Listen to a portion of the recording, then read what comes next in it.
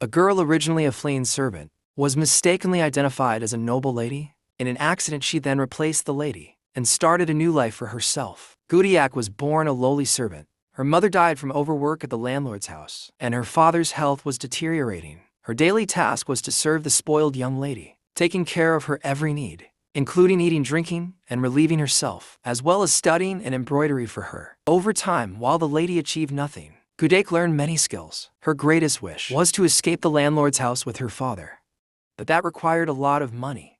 Therefore, Gudek often sneaked out to copy novels for money. One day, she learned that the lady was engaged to be married.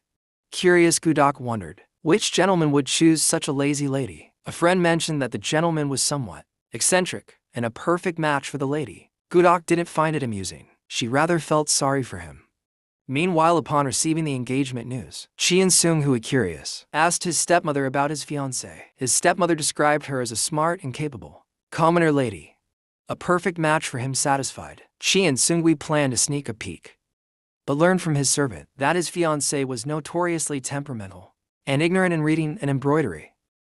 The truly smart and capable one was her servant, Jiu Dok. Rather than getting angry, Chun Seung-hui became very interested in Gudok. Pretending to be a cousin of his servant, he wanted to meet this servant named Gudok. He happened to see her disguised as a man, selling peanuts on the street. When Gudok saw Chun Seung-hui, she tried hard to get him to look after her business. Although Chien Seung-hui was not persuaded to buy, he greatly admired Gudok's eloquence. At that moment, the young lady arrived on the street to watch a performance. Terrified, Gudok fled in panic and ran a long distance before she dared to stop. However, before she could catch her breath, she suddenly collided with Chien Seung-hui from behind and noticed he was dressed in noble attire. Realizing his high status, Gudeo quickly apologized for her earlier rudeness. Chien Seung-hui did not mind and instead took her outside the city walls to talk. Looking down disdainfully at a play about poor people achieving happiness, Chien Seung-hui deemed the story too cliché. Jiu Diok argued that for people of low birth like them, such stories represented the hope that sustained them through tough times. Chiang Seung-hui felt ashamed, realizing he had underestimated his understanding of the world and had been taught a lesson by his servant. To thank Jiu Daok, Chun Seung-hui gave her a jade pendant as they parted, hoping they would meet again.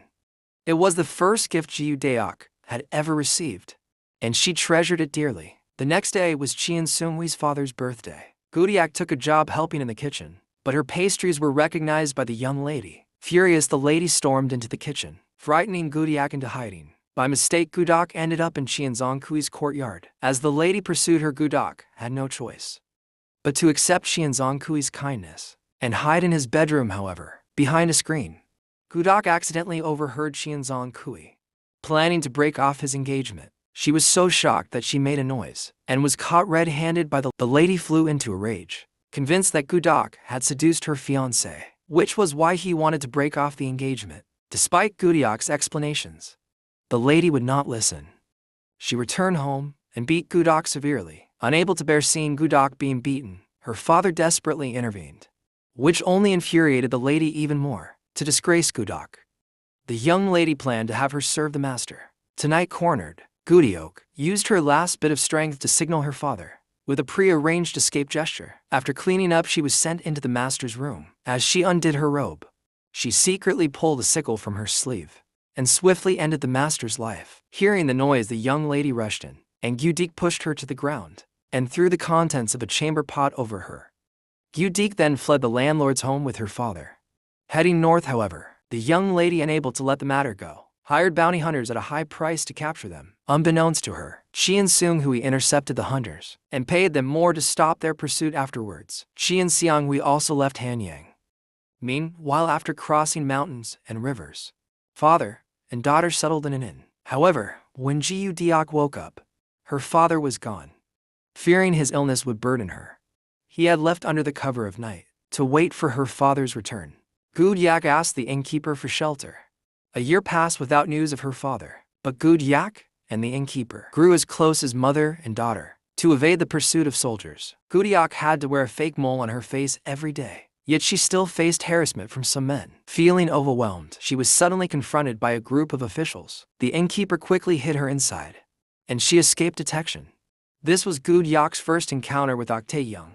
Gudyak instinctively bowed her head upon seeing her, but Ok Tae-young seemed different from other young ladies. She not only struck up a conversation with Gudok, but also picked out jewelry for her while shopping. Gudok was flattered, but frightened by this unexpected kindness. Seeing Ok Young stand up to protect her, Gudok was deeply moved through their time together. She realized that Ok Young, despite being born into wealth, did not consider herself superior. Instead, she was kind-hearted, feeling it her duty to aid those in hardship. This was Gudok's first experience of equality. Among nobility, she especially admired Ok Young's dream of becoming an advocate for the illiterate and those unaware of the law. When the innkeeper saw how well they got along, she boldly asked if Ok Tae-young could shelter Ji Deok to spare her a life of hiding. Ok Tae-young agreed without hesitation, already considering Ji Deok a friend. That evening, the innkeeper presented new clothes she had made, advising Gudok to live well with the young lady, and promising to write if her father returned to the inn.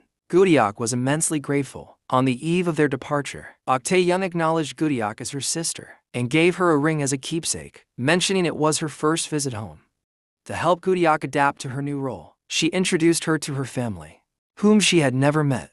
Just as Gudok felt like she was dreaming, a scream pierced the air as they opened the door. A flaming arrow shot into the room. It was the work of the bandit who had harassed Gudok, now leading a raid on the inn. Ok Tae-young's father was killed instantly, and the innkeeper did not survive either. With no time to grieve, Ji Deok quickly ushered the young lady inside for safety. Unexpectedly, the bandits locked them in and set the house on fire. As the fire grew larger, Ok Young's leg was broken by a falling beam. Not wanting to burden Gudok, she pushed her out forcefully. The house engulfed Ok Tae-young on the spot, and Gudok passed out in the thick smoke. When she woke up, she found herself at Ok Tae-young's grandmother's house, identified as Ok Tae-young because of the ring she wore. To survive, Gudok had to assume her identity, as it was the only way she could seek revenge for the wrongfully killed lady. However, upon hearing that robbers killed everyone in the inn, except for her, Ji Deok felt immense guilt. She knew the lady had sacrificed her life for hers, and could no longer deceive her family. Thus, Ji Deok confessed her real status. As a servant to the grandmother, she was willing to accept any punishment, asking only that the grandmother take her to see the magistrate, because she had seen the murderer. Soon Gudok was at the magistrate's office, revealing the robber's hideout,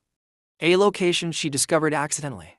While gathering herbs, the magistrate was curious about how she knew so much. Just as Gudok was about to explain everything, her grandmother intervened, claiming her granddaughter had lived there for a while, and overheard a servant speaking about it. After describing the robbers, Gudok was led away by her grandmother, who hoped she could continue impersonating her granddaughter until the robbers were caught. Thus, Gudok continued her role as the lady, but her servant instincts made her uncomfortable in a warm bed, preferring the cold floor for sleep. This confused the servants attending her. Seeing the floor wet, Ji Deok instinctively picked up a rag to wipe it. Madame Mo, the only servant who knew Ji Deok's true identity, quickly closed the door, ready to cover for her whenever her true nature surfaced. Because Gudok stayed indoors for a long time, the local lady started spreading rumors that she was hiding because she had been harassed by bandits. They even wrote letters slandering her. Outraged, Gudok responded with a poem that sarcastically called them gossiping country wives,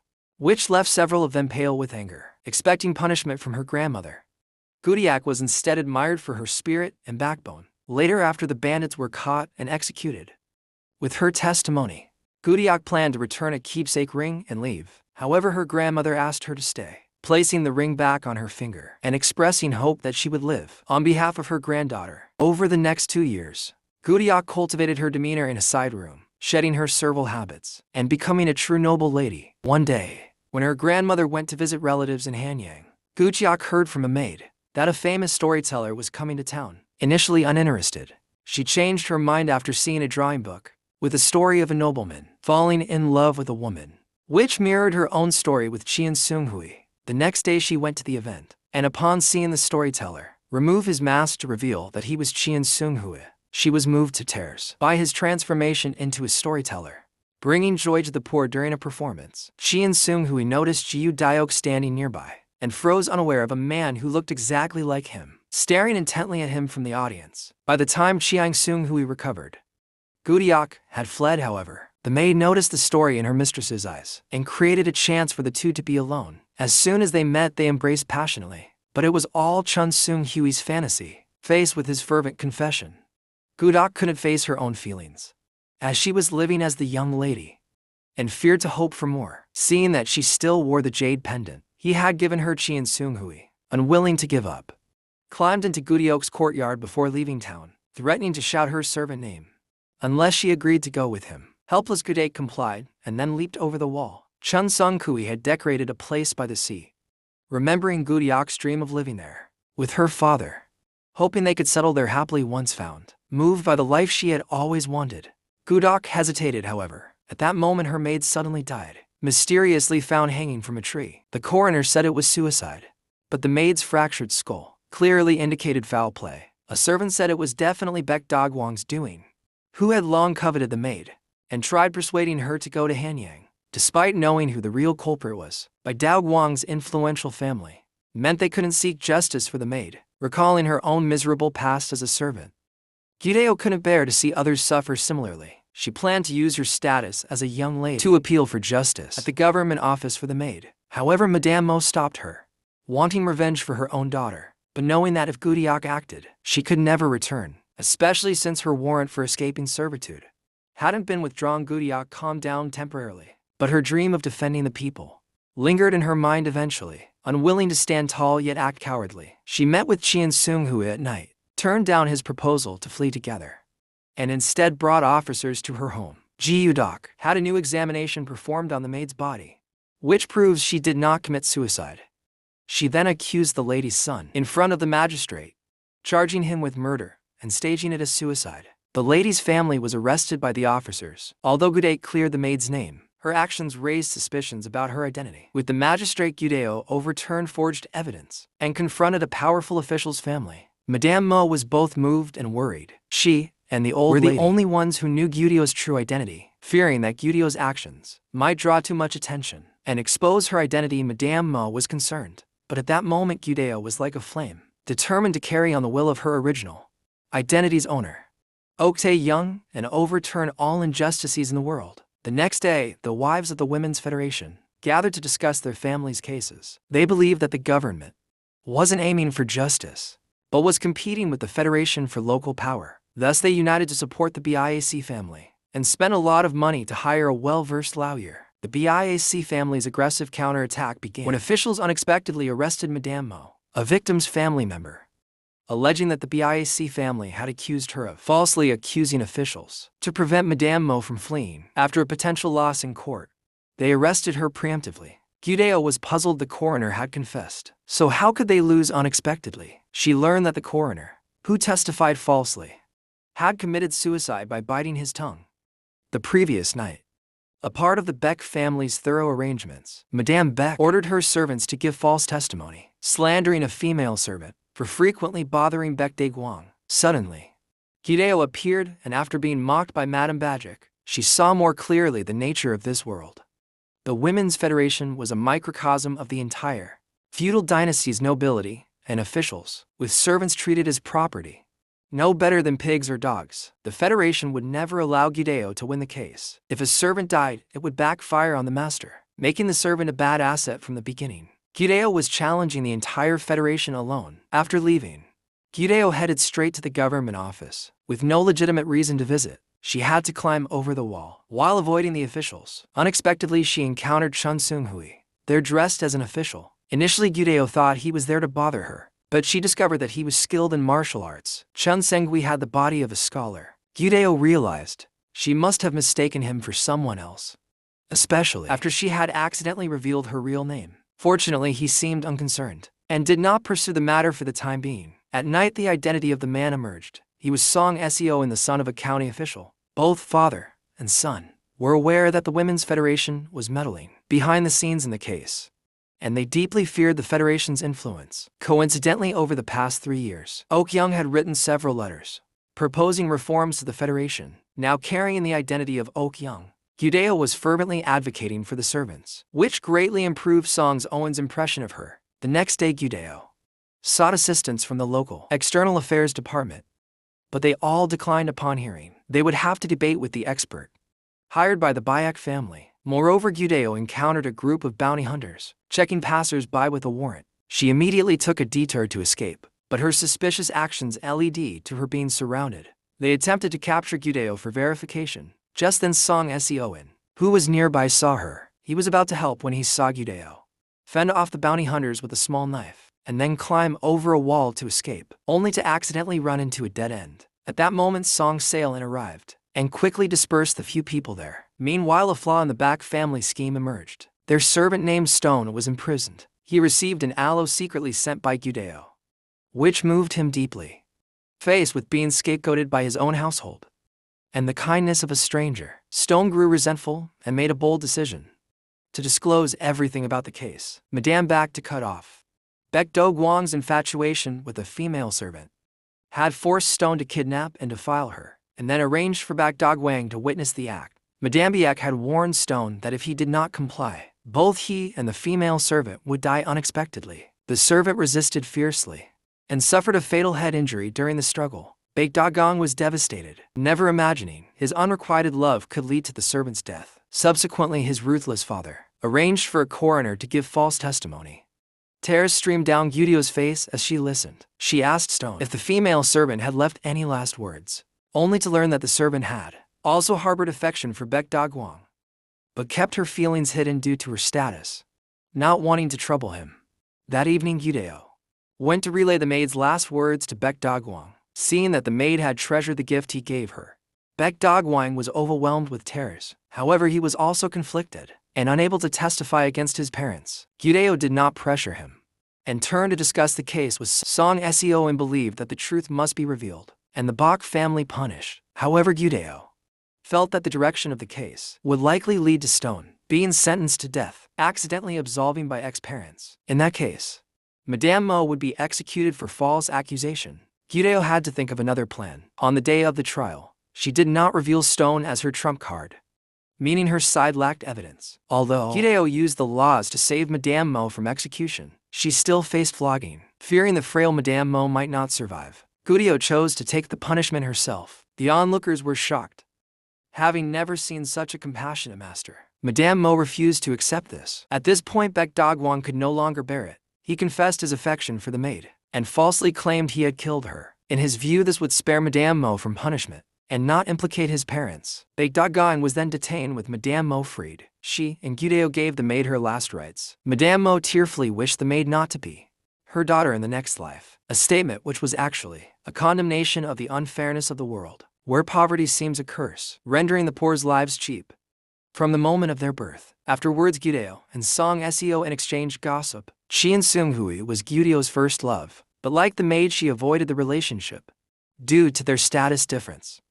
Gudeo temporarily lost a romantic opportunity, but she also gained a new purpose. Seeing so many slaves express their gratitude, Gudeo vaguely saw where her future path lay. Soon after, the county official extended an invitation. Under her invitation, Gudeo became a professional external advisor, specifically helping illiterate poor people with legal cases. Just then, an unexpected event occurred. Korea faced a drought. Hearing that balancing yin and yang could bring rain, an order was issued for all unmarried noble officials, children to marry. The Women's Association targeted Song Se-owen to ease their relationship with his father, allowing Song Se-owen's father to support their candidate. In replacing Baek Do-gwang's father, they decided to proactively show goodwill by marrying into Song Se-owen's family, and even opened their granaries to show sincerity. Song Se-owen's father quickly agreed. Unexpectedly, he tricked everyone, and the marriage document was received by Gudeo instead. For this, her grandmother even made a special trip back. Song Se-owen's father had only intended to deceive the Women's Association to get food for disaster relief. Both Song Se-owen and his father admired Gudeo for her integrity, kindness, and capability, with the royal command also requiring marriage. They chose the most suitable, Gudeo. Reluctantly, Gudeo approached Song Se-owen to refuse, explaining that her secret, once revealed, could implicate both families. However, Song Khan, already captivated by her charismatic character, insisted on knowing the reason for her refusal. Just as Gudeo was about to reveal that she was merely the maid of a young lady, the young lady herself appeared unexpectedly. Fortunately, Gudok, dressed as a noble, was not recognized by the young lady and narrowly escaped afterwards. Gudok confessed her secret to her fiancé. She did not dare hope to marry Song Se-owen, only asking him to keep her secret. To her surprise, Song Se-owen not only didn't mind, but also shared his own secret. He preferred men. He feared death if his homosexuality was discovered. Previously, Ji Udil promised to repay him.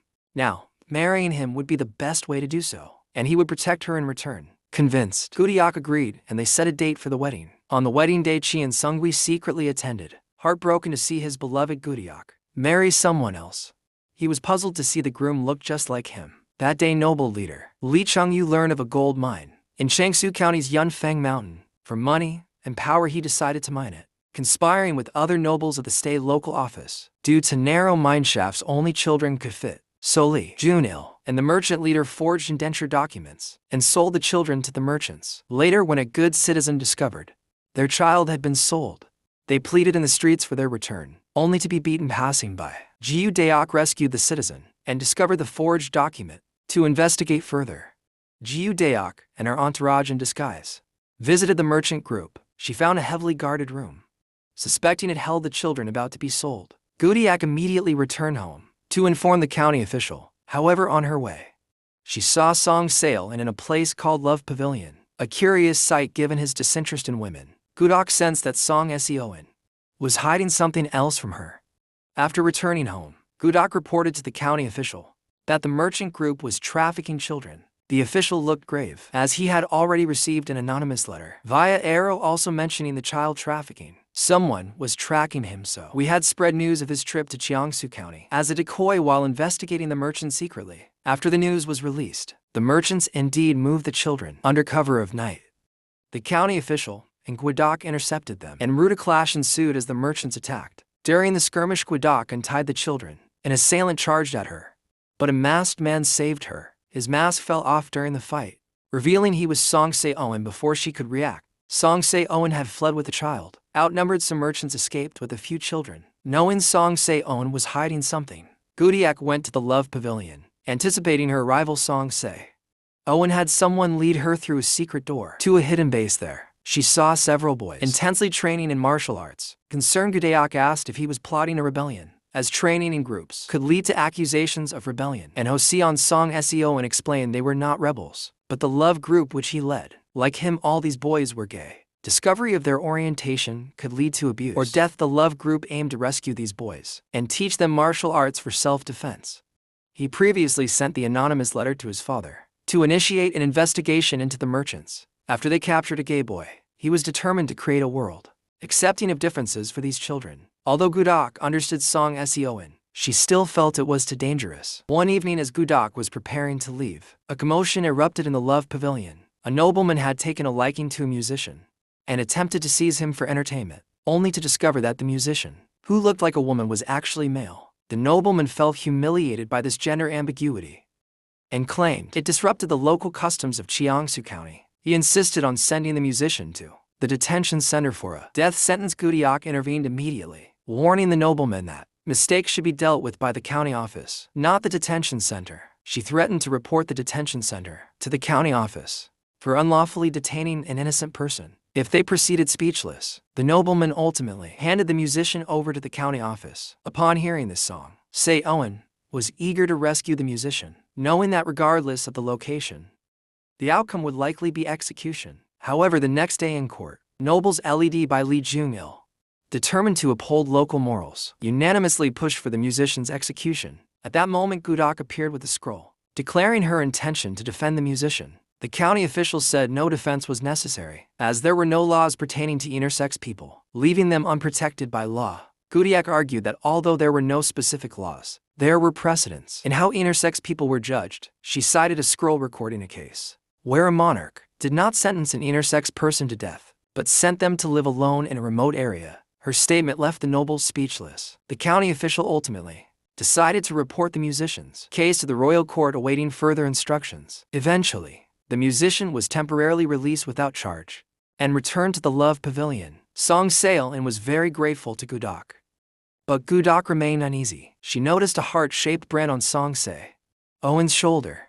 Korean law strictly prohibits branding on the body, and discovery could lead to charges of rebellion. Song Se-owen saw Gudyak's concern and offered to dissolve the Love Pavilion and just be a husband and son if Gudok asked him to, promising immediate compliance. Afterward, a child previously rescued mentioned hearing a merchant leader talk about going to Yunfeng Mountain. Gudok rushed home to inform the county official, suspecting the children might be sent there. The official ordered a search of Yunfeng Mountain to start the next day. Li Jung-il and the merchant leader, aware of the imminent search, feared their gold mining operation would be discovered, which would ruin them. They had to stop the official from searching the mountain unexpectedly. Li Jung-il heard from a mining child that a masked person had visited them at the merchant's hold, promising rescue and martial arts training. At the Love Pavilion hearing martial arts, Li Jung-il saw an opportunity to accuse them of being rebels, which would divert the official from the search to capture these supposed rebels.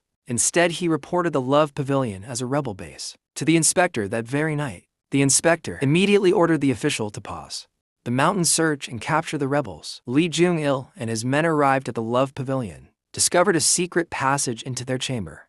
And while the musician tried to help Song Seo escape, Li Jung-il killed him, claiming he was a rebel, and showing the inspector the branded musicians. Now they needed to capture all the rebels. The official had to cease the mountain search and gather forces to arrest the rebels, detaining anyone found with the brand. Gudiak urged Song Se-owen to leave, but before he could, the county official insisted on examining him to ensure his innocence. Gudiak stated that she had already checked herself, which reassured the county official, who then prepared to leave unexpectedly. Song Se-owen suddenly declared that the accused were not rebels. He then revealed his own identity as the leader of the Love Pavilion by taking off his clothes. The county official angrily questioned him. Song Se-owen explained that he, like the others, belonged to a sexual minority not accepted by society. Gudayak also stepped forward, admitting her awareness of his identity and hoping for the official's understanding. Unable to sway his son, the official decided to sever ties, ordering him to leave Qingshui County and never return. However, as he and Gudiak were about to flee, they were spotted by soldiers. They ran and hid in a courtyard. Jiudayak pushed Song Se-owen into a room and faced the approaching soldiers herself. Nonetheless, the soldiers dragged Song Se-owen from the room and demanded he strip for an inspection. Jiudayak was terrified, but the soldiers found nothing unusual and left. At that moment, the real Song Ko-in emerged from the room. It turned out he had hidden in Qian Seung-hui's room, who had swapped identities with him in the confusion. This switch allowed Song Se-owen and Jiudayak to escape danger. The next day, Song Se-owen disguised himself and left Qingshui County, promising Jiudayak he would return. Upon learning of his son's departure, the county official instructed Jiudayak to immediately divorce Song Se-owen and start anew, as the hunt for rebels was not over and he expected to be held accountable by higher authorities. He did not want to implicate Gudiak, however. Just as he finished speaking, the inspector arrived with a royal decree, stating the official's failure to capture the rebels amounted to treason. The official was stripped of his position, and his family and assets were confiscated to reward Li Jung-il for his role in capturing the rebels. This meant that Jiudayak, as part of the official's family, would also be taken under Li Jung-il's control. Suddenly, without her husband and support, Jiudayak faced the challenge of how to turn her life around. The county magistrate's father-in-law was harmed by a villain and died suddenly from the shock. The servant Jiudayak, pretending to be a noble lady, also became a widow. Qian Seung-hui, worried about Jiudayak, immediately came to her aid and found her mourning her father-in-law. However, Jiudayak wanted the young master to stay away from her, fearing she was bad luck. Qian Seung-hui asked why she wanted to be like Tae-young, and if Tae-young would be discouraged in such a situation. He encouraged Gudaik to persevere and investigate the truth. With the young master's encouragement, Gudaik realized the importance of uncovering the truth. Meanwhile, the sensible younger brother-in-law planned to live with distant relatives. Since his father was killed and his brother was missing, he thought he would be a burden to his sister-in-law, with whom he had no blood relation.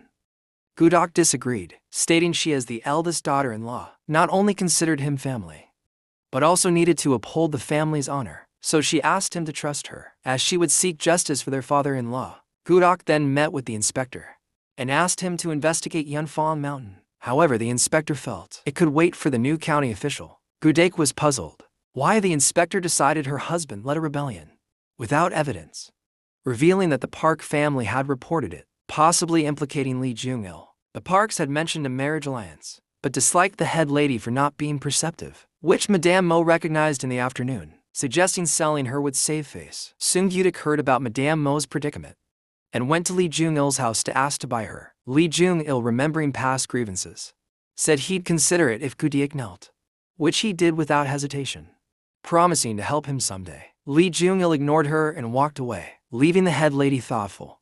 As she watched Gudyak until the early morning, Lee Jung-il secretly returned Madame Mo to her. This changed Gudyak's view of the head lady. Significantly that morning, the younger brother-in-law learned that Lee Jung-il had fabricated a charge against the county magistrate to cover something up, so he immediately informed his sister-in-law.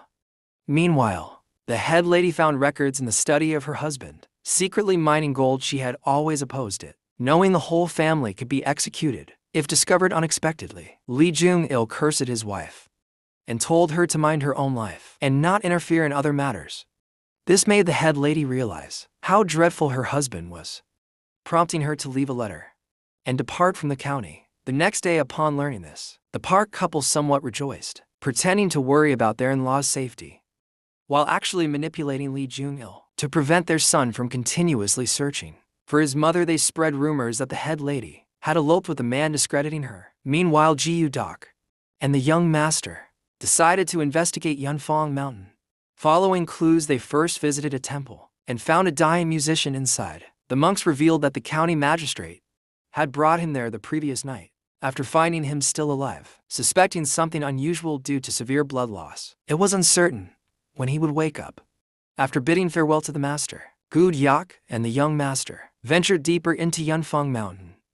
During a brief rest in a simple straw hut, although they were together, it was only in the storyteller Chun Sung-gui's narrative that they enjoyed hot chicken soup and even slept embraced. However, this was all a fantasy, and they rested separately behind closed doors for the night. On the second day into the mountain, Gyu-dak and the young master were discovered. After a chase, they were cornered at a cliff edge. However, the young master saw it as a perfect escape opportunity and chose to jump off the cliff with Gyu-dak. They were lucky to fall into a lake. Gudyak, who couldn't swim, lost consciousness and was revived by Chien Sang-gui's CPR. By evening, they could not light a fire due to the pursuers, and Gudyak's wet clothes kept him feverish. At that moment, a fire lit up the night behind them. Chien Sang-gui sensed the pursuers catching up and decided to perform a knife dance to protect his loved one. Unexpectedly, they encountered a group of civilians, one of whom recognized Gyu-dak.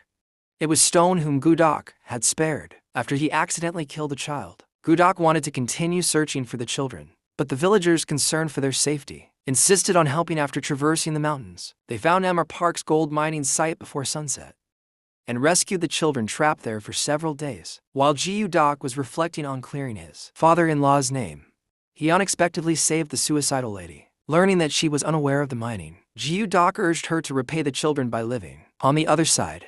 An anxious Lee Jung-il contacted Emmer Park after hearing rumors asking how to remedy the situation. Now that the mining was exposed, Mr. Park claimed ignorance, indicating that the true instigators were starting to distance themselves. Moreover, the former county magistrate warned them that if anything happened to him, they would all suffer. Lee Jung-il immediately understood the implication and collapsed on the ground. The next morning, he planned to surrender at the county office. Just as he stepped out, Gudyak arrived. Lee Chunjil's eldest son explained that he would return all the gold mined and provide ample compensation to the abducted children. However, Gudyak interrupted him before he could finish. Lee Jung-il, standing by, lost his temper, asking if what they had done was not enough.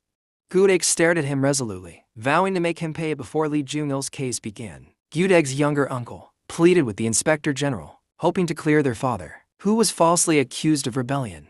He even brought a witness. The musician Gyu-dak had met at the temple.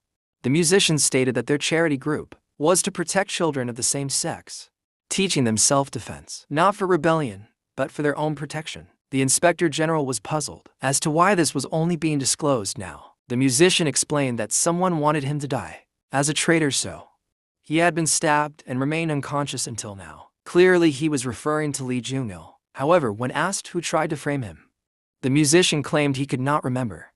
Everyone was shocked by this except Gudyak, who seemed unsurprised. The inspector general deemed the musician's testimony reliable and decided to submit a request to the king, believing that the truth would eventually emerge. Then it was Lee Jung-il's turn to confess. To protect his family, he took all the blame onto himself. Despite the inspector general's pressing, he mentioned nothing about the mastermind behind him. At that moment, Gyu-dak stepped forward to formally offer to defend Lee Jung-il. Everyone was stunned. Why would she defend the man responsible for her father-in-law's death? The inspector general was also puzzled. Knowing the law so well, why would she want to exonerate such a villain? Gudyak explained that illegal mining was rampant in the country. Despite the king's repeated decrees controlling, it was challenging.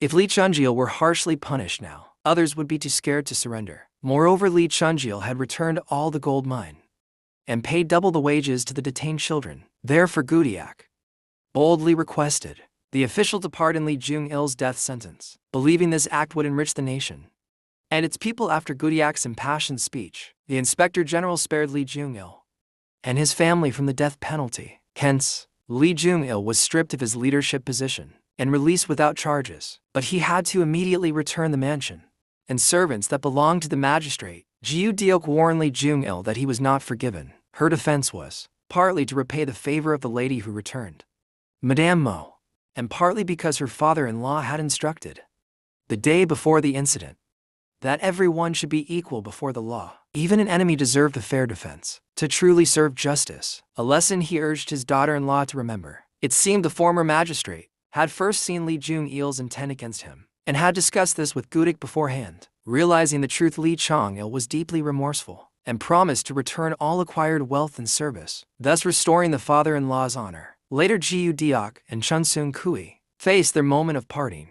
Before leaving, he retrieved the button that signified their engagement.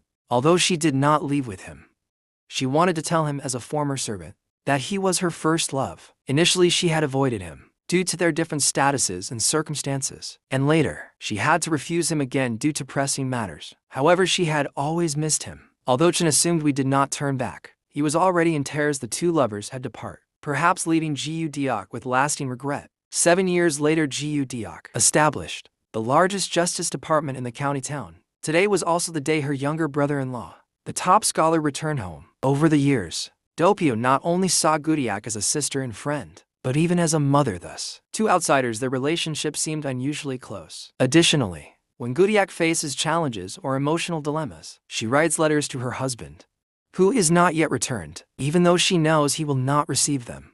Now that her younger brother-in-law is of marriageable age, she is unsure how to proceed. One day, while Duqiang was shopping, he accidentally bumped into a young lady. After she politely apologized and walked away, he picked up an accessory she dropped and tried to follow her, only to be warned not to approach her in such a manner. According to Article 355 of the Great Ming Code, coercing someone into action is punishable by 80 strokes of the cane, and he was repeatedly advised not to follow her. However, the young lady's personality was strikingly similar to Gudyak's and immediately fascinated Dujin. Meanwhile, the lady sought help at the External Affairs Department, claiming she was from Yacheng County, where a neighbor was fired under the pretext of having a skin rash and didn't even receive his wages. Gudyak appreciated her conduct and speech. To verify her story, Gudyak visited Yicheng County and found that not only were these people non-contagious, but Ryan had also isolated the patients in a courtyard and cared for them herself. The next day, Miriam visited to thank Gudyak and coincidentally met Dokium, who was preparing for a matchmaking session.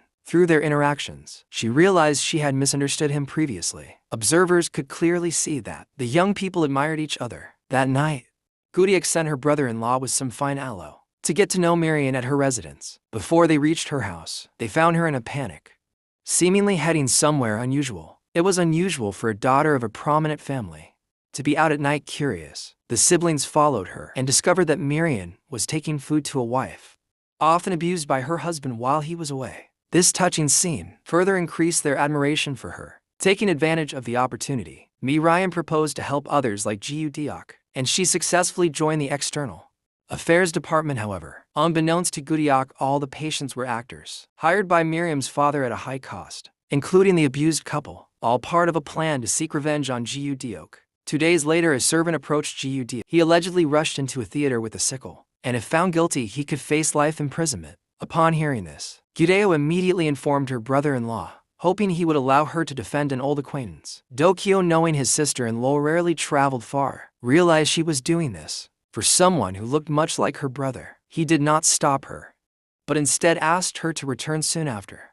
Resolving the matter, however, on the day of departure, Gudeo inadvertently saw her husband. Disregarding all propriety, she loudly called out his name. Although he clearly heard her, he boarded a passenger ship without responding. In that moment, Gudyak felt as if she had lost something. Standing on the dock, Unable to voice the words at the tip of her tongue, she could not understand why her husband was so resolute, nor could she fathom why she had persevered.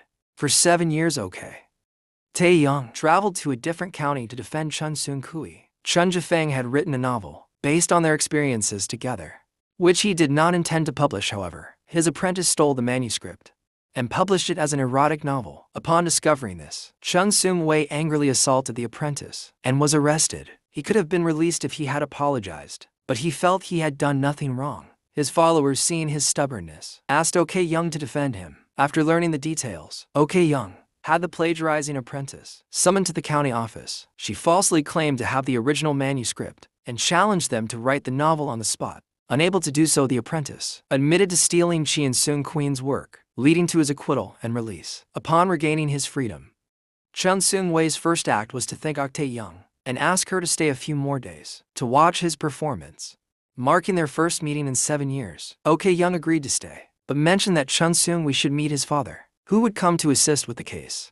After hearing of his son's imprisonment, reluctantly Chun Seung-hui agreed, as his father had always felt his career was disgraceful to the family, and even disowned him at one point. Ok Tae-young, wanting to mend their strained relationship, decided to stay the next day. Chun Seung-hui was rehearsing a dance, and Ok Tae-young, mesmerized by his performance, felt it was a pity his father did not appreciate his talents. Thus, she visited Chun Seung-hui's father at his residence and urged him to attend his son's performance the following evening. The performance that night was a great success and ended smoothly. Chun Seung-hui's troupe, having gained official recognition, was invited to perform abroad, which excited everyone involved. In the midst of their joy, the attendant suggested that Ok Tae-young should not return to Changsu County and instead join Chiang Seung-hui in his performances. After all, Ok Tae-young's brother-in-law had come of age, and her husband was not returning.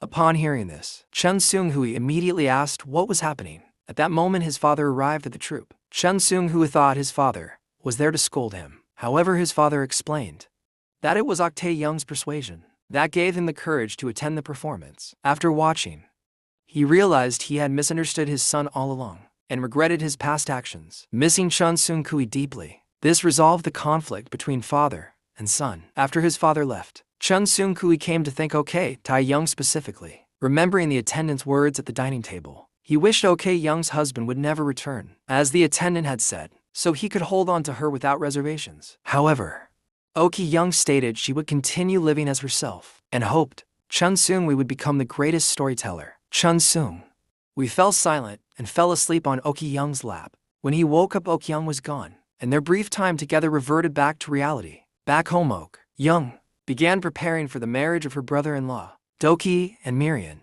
who were quickly engaged due to their mutual affection. Ok Tae-young joyfully shared the news with the ladies at her husband's estate. However, when they learned that Myri Young was just an adopted daughter from a noble family, they suggested that Ok Tae-young should thoroughly investigate Myri Young's background. Ok Young felt that family background was not important. She valued Miriam's virtues. Unknown to her, Miriam was not actually an adopted daughter of a noble family, but the daughter of the Bai family, whose members have been banished from Jiangsu County after a tragic incident involving the death of a maid. The Bai family have fallen on hard times. The old Mr. Bai died of illness, and the young Master Bai died on the way to exile, leaving only Mrs. Bai and Miriam. Miriam, seeking revenge on Ok Tae-young, had posed as a noble's adopted daughter to get close to Do-yin on the wedding day. Ok Tae-young showed great affection for her sister-in-law, giving her a generous dowry and a bracelet just like hers, signaling her support as Miriam's strong backing. The morning after the wedding, Do-yin visited Ok Tae-young alone to inquire about the reasons behind his brother's disappearance. 7 years ago, Ok Tae-young initially wanted to keep Song Seo in secret, but Do-yin had already guessed the reason. He was angry that his brother's actions had confined Ok Young to the house due to a matter of status. A few days later, the ladies of the estate were chatting and heard about a widow in a neighboring county who received an imperial chastity arch, which benefited the whole county, especially by giving extra points to students taking the civil service exams. The hostess, envious that Do-yin had become the top scholar, while her own son failed to pass, desperately wanted such an arch for herself. However, there were no eligible widows in Jiangsu County to receive an arch, and she worried about this. Mrs. Bai quietly approached her, promising to secure the arch if the hostess helped her with her revenge. The next day, Ok Tae-young and Dog-yang received news of Song Seo in his death. His body was at the county office waiting to be claimed. OK Tae-young, trembling, lifted the mat covering the body, which was unrecognizable. However, the county official insisted it was Song Se-oen, based only on a handkerchief embroidered with his name and the death plaque. OK Tae-young examined it closely and immediately denied it was her husband. The official questioned if her refusal was due to fear of becoming a widow. OK Tae-young, angered, listed the differences between her husband and the body, leaving the official speechless and forced to let her leave. However, as soon as OK Tae-young left the county office, rumors of her being a widow were already spreading. Clearly a deliberate act by someone. OK Tae-young could not figure out who was spreading the rumors and immediately instructed her servants to secretly investigate the whereabouts of the Bai family. After hearing this, Dojin decided to find his older brother and put an end to the rumors. The servants discovered that Mrs. Bai lived near Cheongsu County. OK Tae-young immediately guessed that Mrs. Bai's daughter was Miriam and that Mrs. Bai had misled Miriam, using the past incident to help Miriam see the truth. OK Young deliberately mentioned the Bai family case in front of her, expressing guilt over the young Mr. Bai, who took the blame for his parents, who were actually responsible for the maid's death. Miriam was shocked, having been told by Mrs. Bai that Ok Tae-young was the cause of their family's ruin. She angrily confronted her mother, who insisted she was not wrong. Miriam realized her mother was blinded by hatred and no longer wanted revenge, but Mrs. Bai threatened her, saying it was too late to back out. After coming this far together, Mrs. Bai then planned to kidnap Ok Young and publicly humiliate her. The next day, while everyone in Ok Young's house was out, Mrs.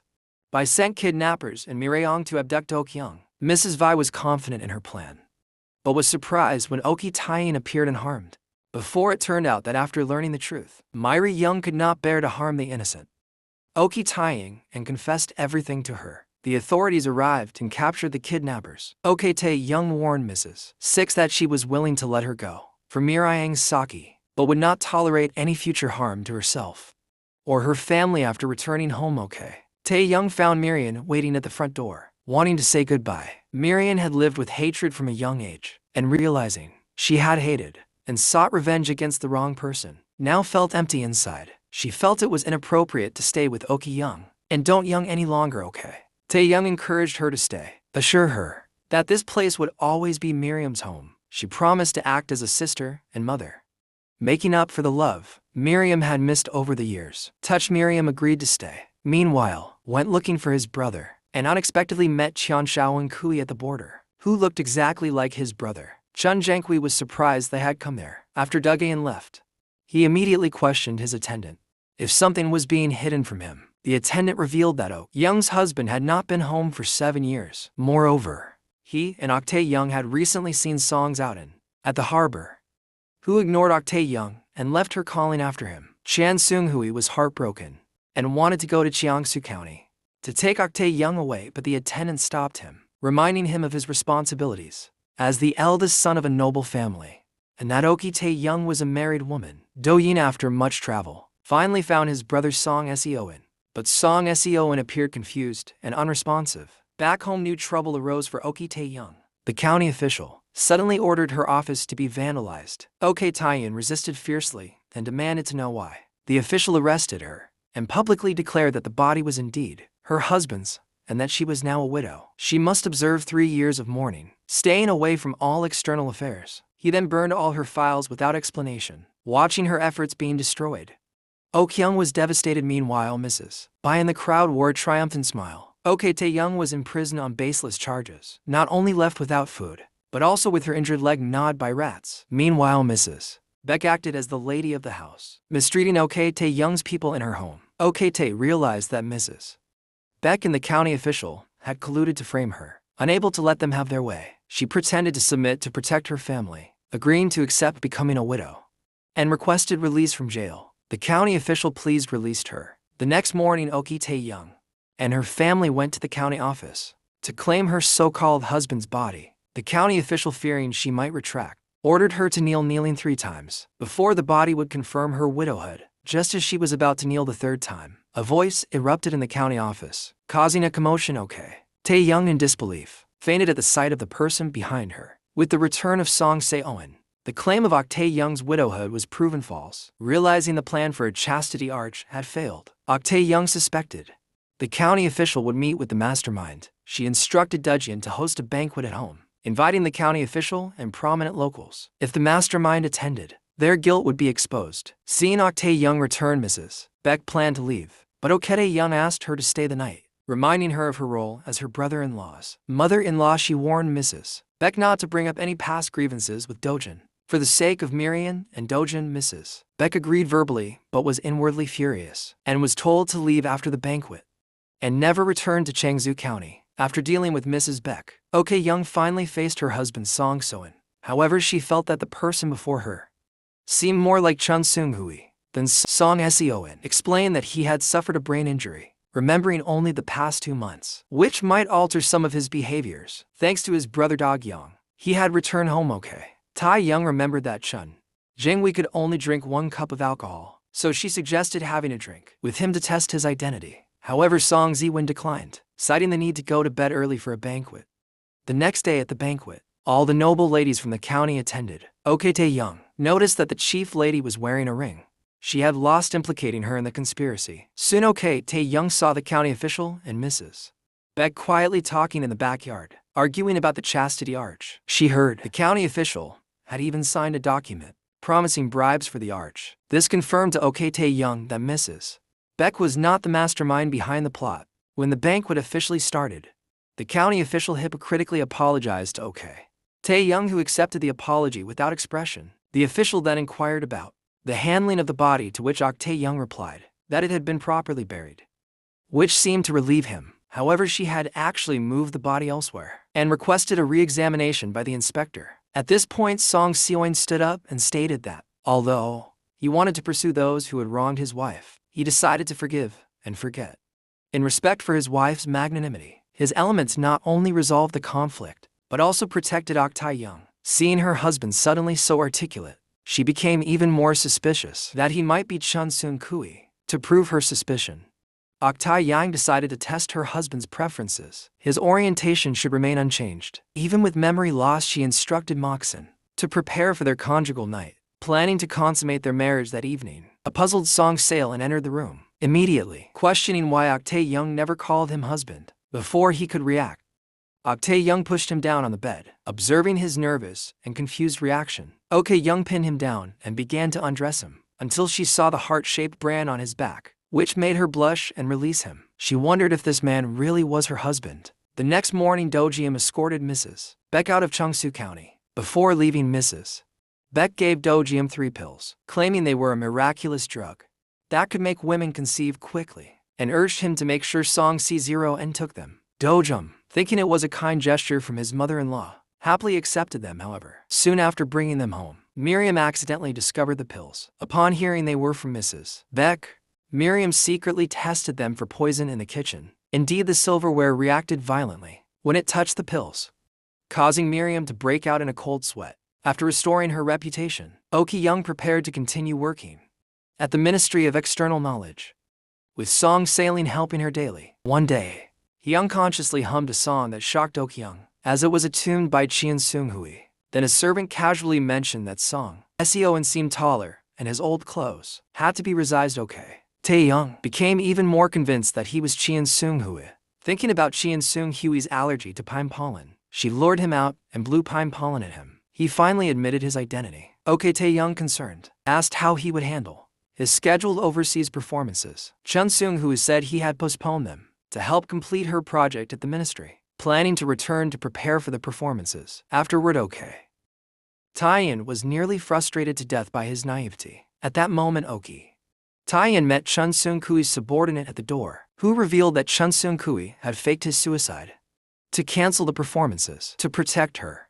He knew the risks involved and that if discovered, he would have nowhere to run.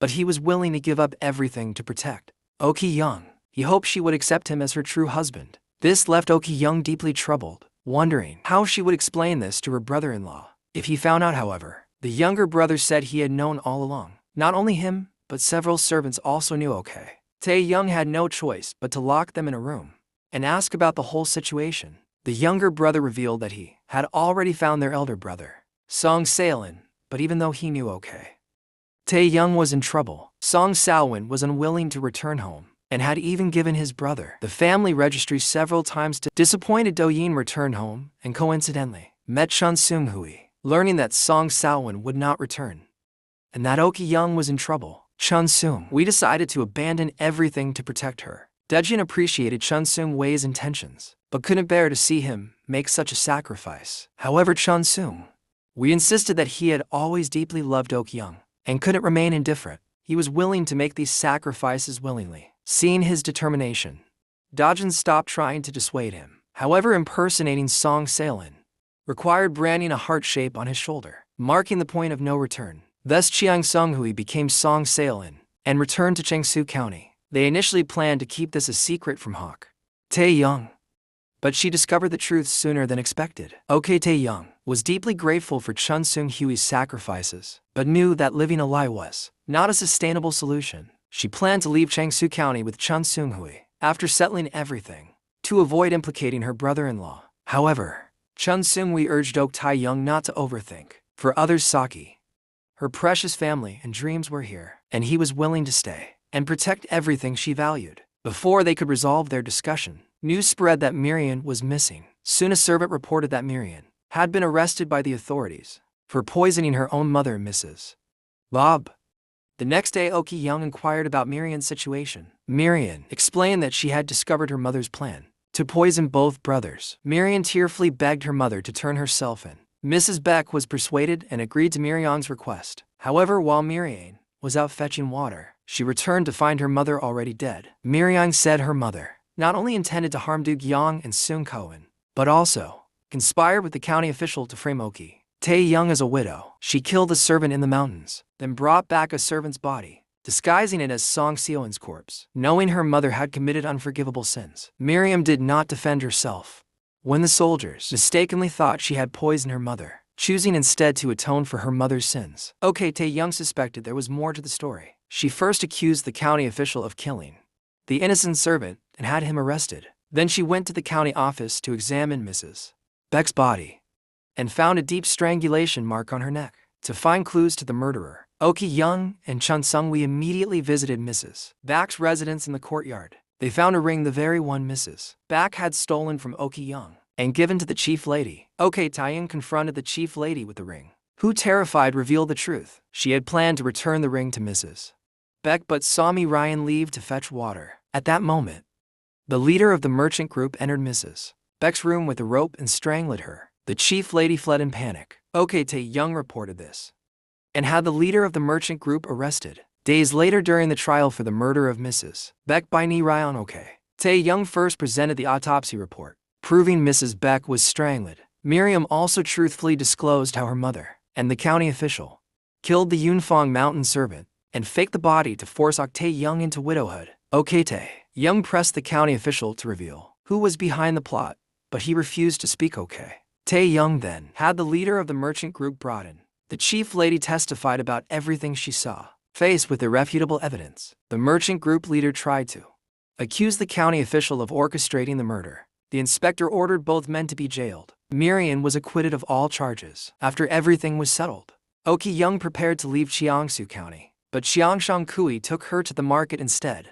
The townspeople there respected Ok Tae-young greatly and thanked her for her help as a member of the Ministry of External Knowledge, which had improved their lives. Seeing the peace and contentment, Ok Tae-young felt reassured that her efforts had been meaningful. She decided to be selfish for once, to follow her heart and do what she truly wanted. Chun Seung-hui fully supported her decision, as he saw their life together as the greatest achievement, not regretting giving up his dreams. Standing beside Ok Tae-young, he felt like he was on the greatest stage of his life, with her as his wife, making him the true hero of their story. Their immediate task was to ensure their identities remained hidden. However, unbeknownst to them, danger was already looming. Since Mrs. Beck's affair was exposed, the Gilm realized his wife had intentionally approached him. He felt that she did not truly love him, and that they were together only for their child. One evening, Ok Tae-young went to his room to sleep, and found Chun Seung-hui already there, claiming that as a married couple, they should naturally sleep together. Ok Tae-young refused,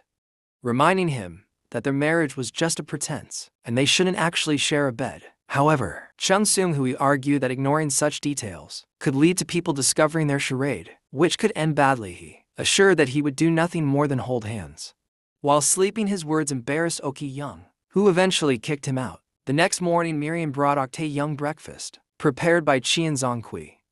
Praising the young master for his attentiveness, she believed that by managing the household well, he was allowing Ok Tae-young to focus on his external affairs. Miriam marveled at having never met someone so meticulous and reliable. As Ok Tae-young left the house, he saw Chun Seung-hui arranging for the repair of a roof crack and fixing broken farm tools. Seeing this, Miriam hurried over to assure Ok Tae-young to relax. Pleased by their good relationship, she was genuinely happy. For Ok Tae-young, who had been lonely for many years now, her only wish was for the couple to consummate their marriage soon. That evening, Ok Young returned home to learn that there was a hole in the roof of Chien Seung-hui's room, leaving him with nowhere to sleep. Ok Tae-young immediately decided to let Chun Seung-hui sleep in his room, while he would share a room with Mi Ryong.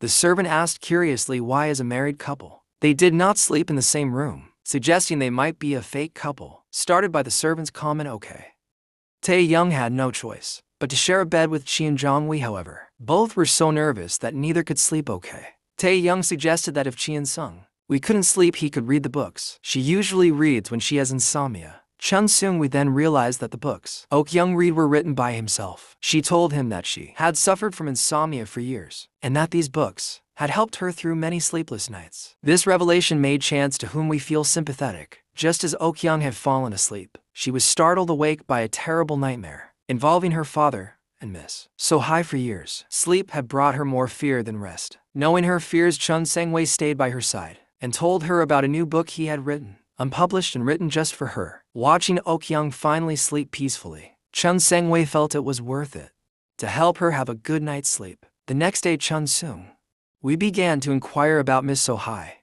and Goodyok's father's whereabouts. According to the servants, Goodyok's father had not yet been caught, and Miss So-hai was about to get married. Previously, because of Ok Tae-young, So-hai could not marry Chien Seung-hui and had even had manure water poured on her by Ok Tae-young. She had been mocked as manure miss for years. Now her father was giving her to the tax minister as a concubine for power, reducing a lady of her status to a concubine of an old man. Understandably, she harbored deep resentment and blamed all her misfortunes on Goodok, believing her own choices had led her to this fate. Meanwhile, Jiu Daok was living happily, and Chun Seung-hui was exceedingly attentive to her. Additionally, Chun Seung-hui wanted to take the civil service examination to earn the title of scholar. He once sought a minor official position, but was mocked for not even being a scholar and trying to rely on his brother and wife's achievements. Ok Tae-young and Da-gyam both opposed his decision. His family pressured him to take the exams years ago, which he had resisted, having no interest in studying. Despite this, he had made up his mind and asked Ok Tae-young to help him create a study plan. However, Begin seriously advised him to reconsider, knowing firsthand the harsh training from his sister-in-law. Sure enough, Chance and Queen regretted it the next day, having to wake up before dawn to study, and even having regulated bathroom breaks. Today was also the day Miss So-hai was marrying the old man. Since her father had given her away, she resigned herself to her fate, but made one condition: that the old man uses power to locate Ok Young. Soon as the streets of Qingshui County saw an increase in bounty hunters, Ok Young became restless, fearing it was So-hai sending people after him again. That evening, she found out that Chun Jong-hui was not studying, but drinking with Do-gyam instead. Already in a foul mood, Ok Young argued with him. After their quarrel, Chun Seung-hui left the house, and Ok Young, overwhelmed with unprecedented fear, ran out barefoot to find him. She found him with a group of bounty hunters, and terrified, grabbed a rock and rushed to protect Chun Seung-hui, positioning him behind her. However, the men paid no attention to them and simply walked away.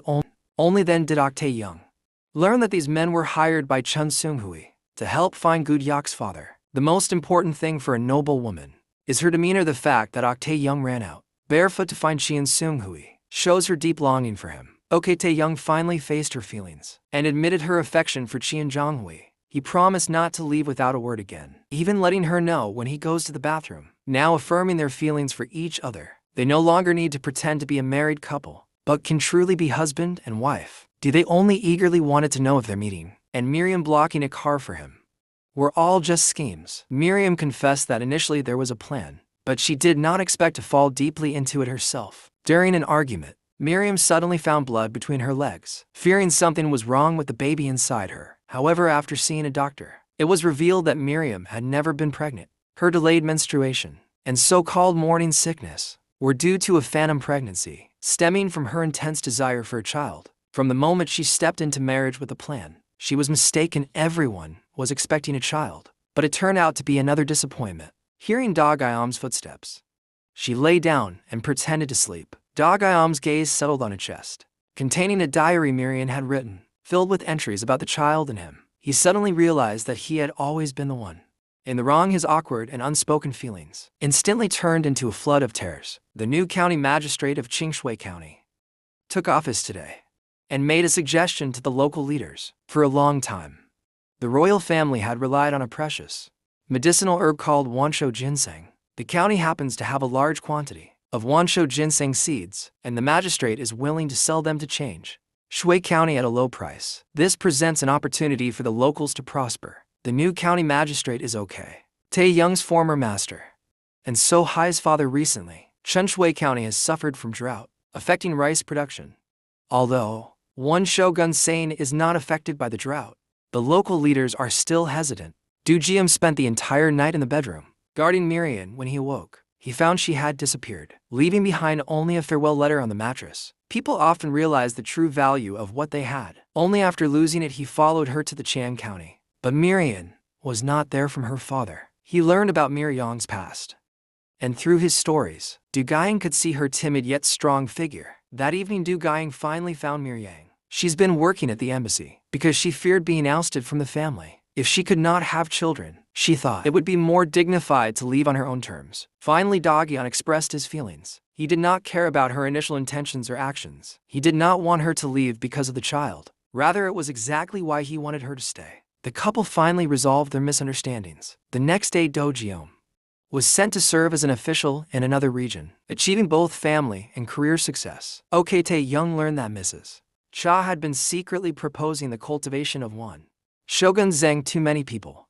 without the leader's knowledge. Meanwhile, Chun Xianghui was still being supervised in his nightly studies. Chun Xianghui asked Ok Tae Young to fulfill a wish for him if he passed the civil service exam. Later, as they enjoyed a late-night snack, and Chun Seung-wi wiped sauce from Ok Tae Young's lips, they grew closer. However, Chun Seung-wi deliberately pulled away, concerned that such distractions could affect his upcoming exam. He decided to go to the study to focus on his learning. After Chun Seung-hui left, the scene kept replaying in Ok Tae Young's mind, revealing her deep longing. Gathering her courage, Ok Tae Young took her pillow and stepped outside. But seeing Chun Seung-queen diligently studying by lamplight, she decided to silently watch from the sidelines, without interrupting days of hard work. Later, the important civil service examination day arrived. Although the list of successful candidates was announced, in a few days Chien Seong-kui's name was not on it. However, the examiner then declared that Chien Seong-hui was the top scholar of the exam, according to their previous agreement. Ok Tae Young was to fulfill a wish for Chien Seong-hui, but his wish was to fulfill a wish for Ok Tae Young. At some point, his own desires became unimportant. Seeing off to Young's smile, valuing what she treasures, and protecting what she loves had become Chun Seong-kui's greatest wish. They sat on the grass, looking deeply into each other's eyes, and Ok Young, mustering her courage, expressed her feelings. They embraced and kissed. However, Qingshui County was recently troubled again. According to the local people seeking the External Affairs Department, they were deceived by the neighboring county into mortgaging their farms to pre-order a large amount of Wanshou ginseng seeds. However, they received no updates, even after the agreed deadline had passed. Now, with crowds gathering at her doorstep in chaos, and learning that the new county magistrate was involved, Ok Young decided to confront him for an explanation. Chun Seung-kui reached the county office before her, and recognizing the new magistrate's face, instructed the servants to quickly hide. Ok Tae Young, however, she had already entered the county office. Upon seeing the new magistrate's face, she froze. Chun Seung-kui covered for her, allowing her to hurriedly flee. As she reached the main gate of the county office, she encountered Miss So Hai, who immediately recognized Gudok.